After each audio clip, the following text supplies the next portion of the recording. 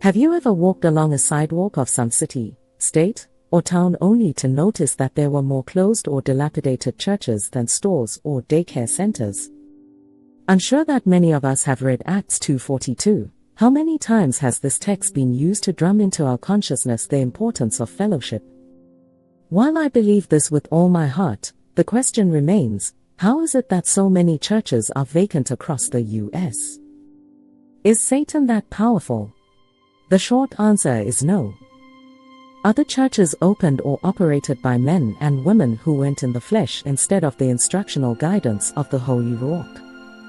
I am a firm believer that the most inexpensive way to transform lives is by way of a true Ruach-filled, Bible truth-teaching church. Not to diminish the importance of any higher education, but imagine the impact higher officials guided, YHWH through Yahushua, and the Holy Ruach can have on communities. How many of those churches would have remained if only their leaders understood their assignment and discerned what was ahead? Were they aware that, as believers, our earth walk is broken into seasons, and the Most High God will not leave us blind, nor should any season surprise us, as it is stated in 1 Corinthians 2:9-10. As believers, it is our responsibility while experiencing the highs, lows, and setbacks, to protect our bishopric through discernment. Fellow saints, we need to remain focused, because change may not look the same as before. Change can appear strange and unheard of. In Mark 2:11-12, everyone was amazed when Yahushua told the crippled man to pick up his bed, walk, and go home. Before that, there was no reference to this miracle before. Prophetic seasons demand that we discern, or we'll find ourselves using the jawbone of an ass as we should have walked around the Jericho walls. We as a body should have enough spiritual momentum and Bible knowledge to detect the difference between the tools required to combat the storms. Will we stand at the Red Sea with staff in hand to part the waters, or will we get in the boat, verifying that it's Yahushua with us?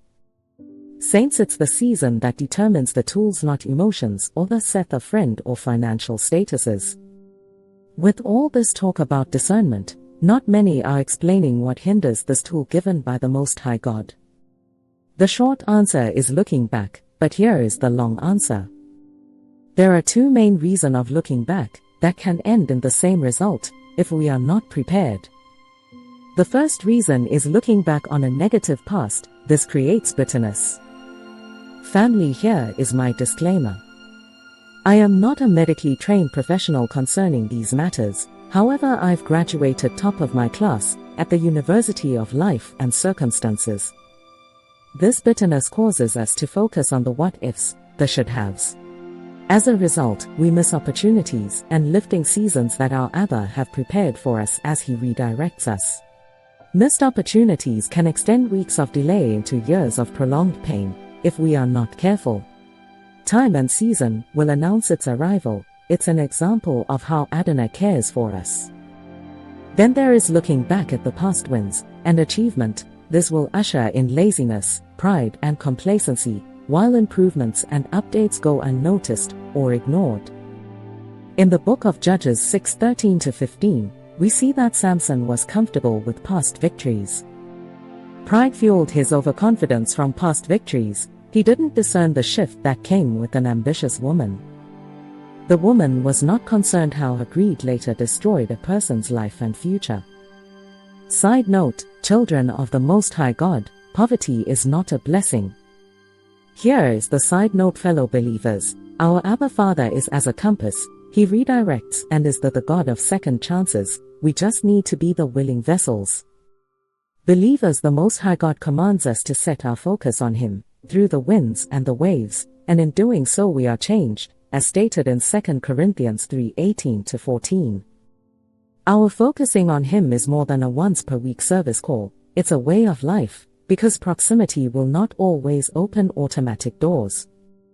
2 Kings 2:11-14, Elijah instructed Elisha to focus as he witnessed to receive the mantle. Imagine the outcome if Elisha or Elijah were distracted by the past. And yes, I paraphrased. Believers, before I end, take this side note. In all our beholding, understand that the Most High God will only do for and to us as He said and spoken. Genesis 21:1.